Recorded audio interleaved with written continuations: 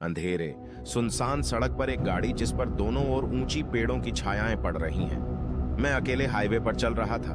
बाहर का अंधेरा मेरे ऊपर एक कफन की तरह छाया डाल रहा था।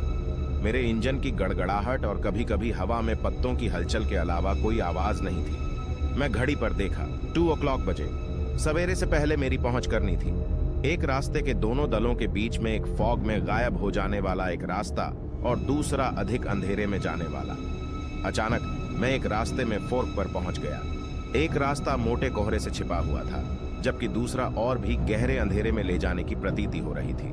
मैं हिचकिचाया, किस तरफ जाना है इसमें अनिश्चित था, लेकिन अंत में मैंने अधिक अंधेरे रास्ते को चुना, आशा करते हुए कि यह तेज होगा। सड़क के किनारे खड़े एक छायात्मक आकार अंधेरे में आधा छुपा हुआ। जब मैं रास्ते पर आगे बढ़ता रहा तो अजीब बातें होने लगी। मैं पेड़ों के बीच छायात्मक आकार देखा और भयानक फुसफुसाहट आसमान में भरने लगी। हर बार जब मैं अपनी आंखें मुड़ता, मेरे आसपास का मंजर बदलता और बदल जाता, मुझे और अधिक अविचलित करता।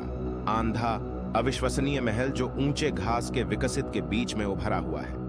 अंत में मैं दूरी में एक पुराने अविश्वसनीय महल के सामने आया, जो कुछ भयावह दृश्य के रूप में खड़ा था। यह छोड़ा हुआ लगता था, लेकिन कुछ मुझे इसकी ओर खींच रहा था। मेरे पेशेवर बनाने के बाद मैंने अपनी गाड़ी को पार्क किया और महल के पास आगे बढ़ा। चुपचापता की आवाज में मेरे पैरों की आवाज बरसाती रहती है। एक धूली वाला पुराना कमरा, जिसमें छायात्मक आकारों वाली फर्नीचर डेढ़ी पर लटक रही है। अंदर मैं धुले हुए दरवाजों और कोहरे से ढकी कमरों के गोलियों में खुद को पाया। अजीब चिन्हों ने दीवारों को सजाया और हवा बुरी खुशबू से भर गई थी। जैसे ही मैं आगे बढ़ा, मैंने धूली फर्नीचर से भरे एक कमरा पाया। कुछ इस कमरे में मेरे पीछे से मेरे कंपकंपी गायब हो गए, लेकिन मैं इसे सही से पहचान नहीं सकता था। एक पुस्तकों की अलमार के पीछे छिपी दरवाजा, जो अंधेरे में जाने वाले एक सीढ़ी को उजागर करती है। अचानक मैंने एक अलमार देखी जो थोड़ा अजीब था। एक भयानक भावना के साथ मैंने इसे दूर किया ताकि एक गुप्त दरवाजा सामने आए। मेरा दिल धड़कने लगा। मैं अंधेरे की एक सीढ़ी में नीचे उतरा।